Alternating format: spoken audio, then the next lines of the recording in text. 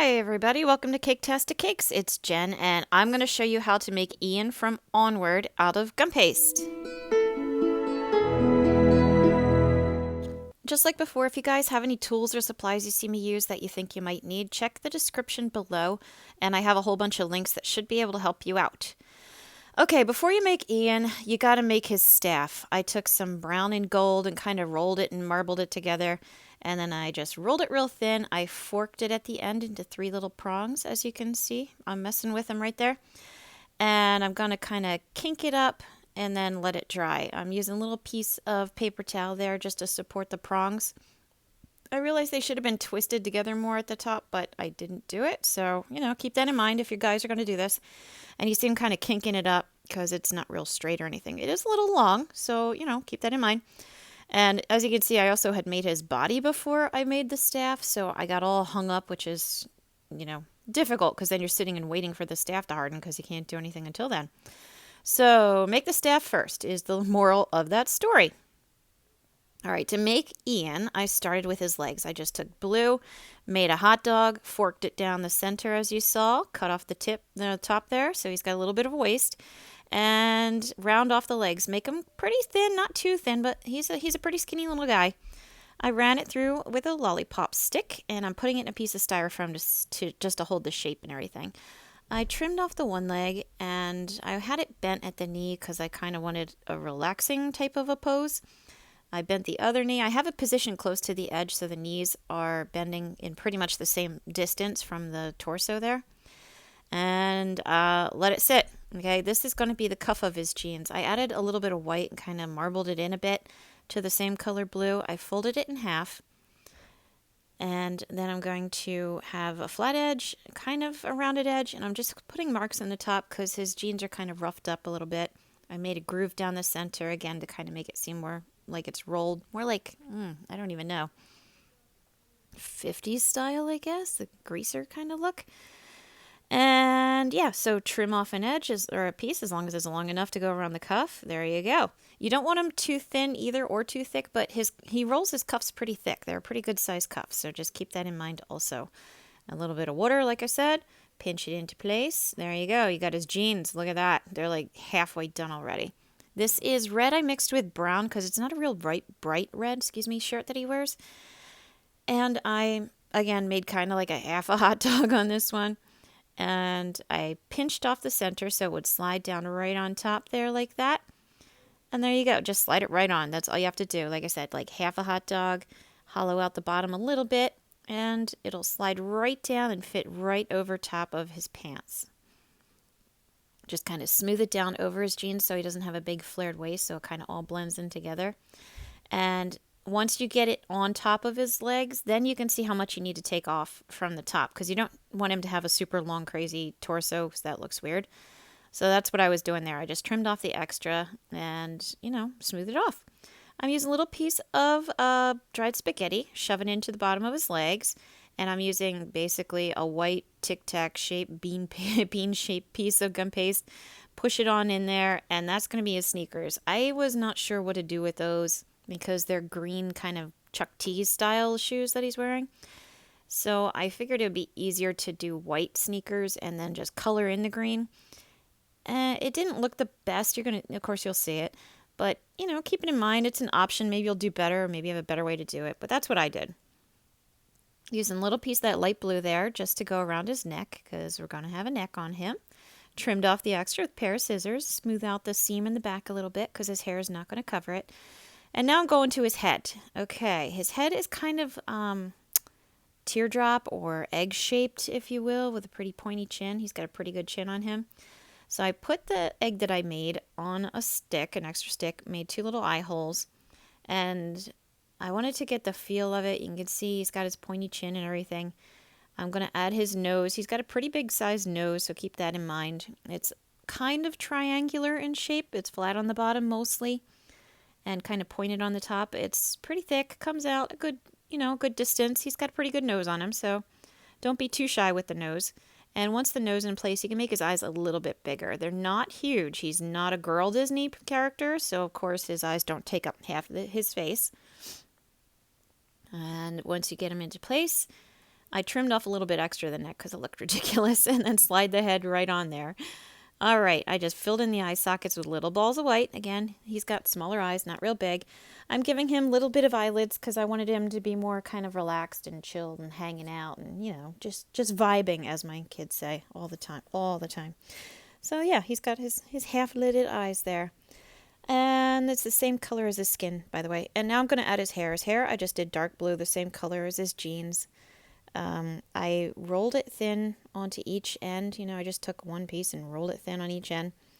And then trimmed those edges off and then stuck them on with some water. Then I just kept on doing it, one layer after another. It goes around, put another layer on top, so it kind of overlaps, as you can see here. He's kind of got a Mr. Burns from The Simpsons look going right now, I think. But you just keep on building. Just keep on building, keep filling it in until you get almost to the top. Once you get to the top, he has that big poof on the front of his head that just covers, and comes out so big. So I just started making coils. I just looped and looped and looped and stacked and stacked. And when I felt like it was big enough, I took little pieces you see me messing with there and just kind of stuck them in here and there just to kind of soften up the giant coils, to break it up a little bit. I don't know. Maybe it's not the best method. It's what I did. So if you guys have a better way of doing it, then let me know. Because, I have learned actually a lot from you guys with your comments. They've been very helpful. So thank you for that. Okay, I'm adding the collar of his shirt. It is simply a rectangle wrapped around his neck. Trim off where I think it should go. And then I'm going to put it back. I have those angles cut, or excuse me, the edges cut a little bit at an angle. So when they come together, they'll touch at the top, but the bottom comes open a little bit, you see, more like a collar of a shirt. And it also sits up a little higher on his neck as well. All right, so yes, he's a proper gentleman in his button down, his flannel. This is what I was telling you about before, where I colored in his sneakers with the green marker. I thought it would be easier than trying to cut out green gum paste or white to do around the edges and the laces and the toe of his shoe. I don't know. It didn't come out the best. It's certainly not the worst either, don't get me wrong, but maybe you guys will, find a better way to do it. This is just what I did, and I don't think if you put this on any child's cake, they'd be like, no, get it out of here. This has ruined my birthday. So anyway, yes, since we've been home on our quarantine with the coronavirus loveliness that's happening in our country, we've been watching lots of movies. So, of course, we downloaded our Disney Plus and got our subscription, our free week trial, to see what it was all about. And we watched Onward. And it was cute. And it was sad and sweet. And, yeah, it was nice. But anyway, okay. Once you're done coloring his shoes, I'm taking a brown marker and I'm adding the stripes to his shirt. I'm just going up and down, and then I'm going to start going across. And it's funny because you think, I made them all smooth and everything. And then when you trace them with a marker and the marker's like all over the place, that's the sound effect it does. It goes whir. Then you can see how lumpy and bumpy he really is. But maybe it just makes it more realistic. Yeah, that's what we'll go with because nobody's smooth. Unrealistic body standards, right? Anyway, okay, so we are adding our brown once you get the lines up and down. Start going back and forth across to make our plaid pattern. His shirt is very nice and forgiving. It's a nice, simple striped plaid. It's not with all the shades and everything, so you don't have to worry about going crazy. Put some on the collar, too, and then you're good. Now I'm adding a mouth, just a little happy face. I'm adding some eyebrows. He has blue eyebrows, same as his hair, of course. I made his mouth black. Maybe I should have made it blue. I don't know. I just went with black. I'm filling in his eyes. His eyes are brown, so I put 2 little dots of brown. You can see his dad's legs there. That's another video coming out on Monday, by the way. Or, excuse me, Tuesday. Not Monday, Tuesday. Anyway, so I add the brown, put a little black dot in each eye for the pupil. And he's got his face. See that? It's not so bad. I am adding the buttons to his shirt. I just have some gold, little teeny tiny buttons. Make sure you have little teeny tiny dots. Don't make big ones. And he has a lot of them, too. I think I added 5 or 6 by the time I went down to the bottom of his shirt. So keep that in mind also. He's got like kind of a realistic flannel shirt on. Lots of little buttons. There you go. Little gold buttons. Isn't he lovely? Yes, he is. Okay. Now, his staff is hardened up. Remember, we made that first and let it dry. Wink, wink. Or at least you guys did. Because you're better than me. And I'm just going over it with a brown marker. Or edible food coloring. All this stuff. I felt like there was too much of the gold showing through, and I wanted to kind of mark it up and rough it up some more to give it more depth and, interest. So that's what I did there. I just colored it in and put it aside again. I'm trying to make his ears. His ears were a little bit more difficult than I anticipated. I felt like make a teardrop, nice flat teardrop, squish it in the center like that so you still have it nice and pointy. Stick it on the side of his head, right? You'd think that. But because the hair is there already, the hair hardened really fast because it's pretty dry in our house. And it made the ears kind of stick out weird, so I had to make them a little thinner.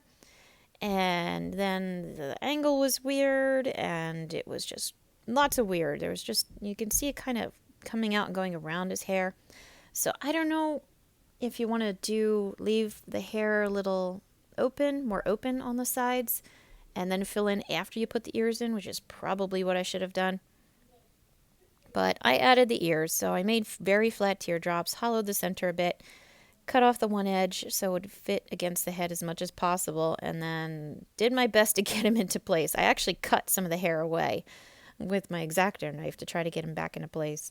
So you do what you got to do for your art, right? Suffer for your beauty, people. Okay, so now we're making the arms. Same kind of brownish red as before. Roll out your little long string there, whatever you want to call it. I cut it off at an angle at one end. I'm bending it up because, again, I was going for a more relaxed pose, so I kind of have him leaning or holding onto his staff, kind of lounging with it. So I wanted both of his hands on it. So I'm using a little piece of paper towel to support the arm so it doesn't keep falling into his lap, because that's what it did, and I just edited it out so you wouldn't see that. So according to, YouTube world, everything comes out perfect the first time.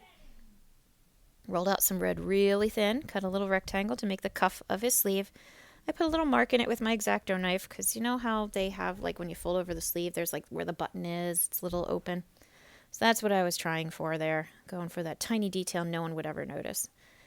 Okay, so here's the staff. Now, we got the other arm. I did it the same way, measured up with the first arm so they're the same length.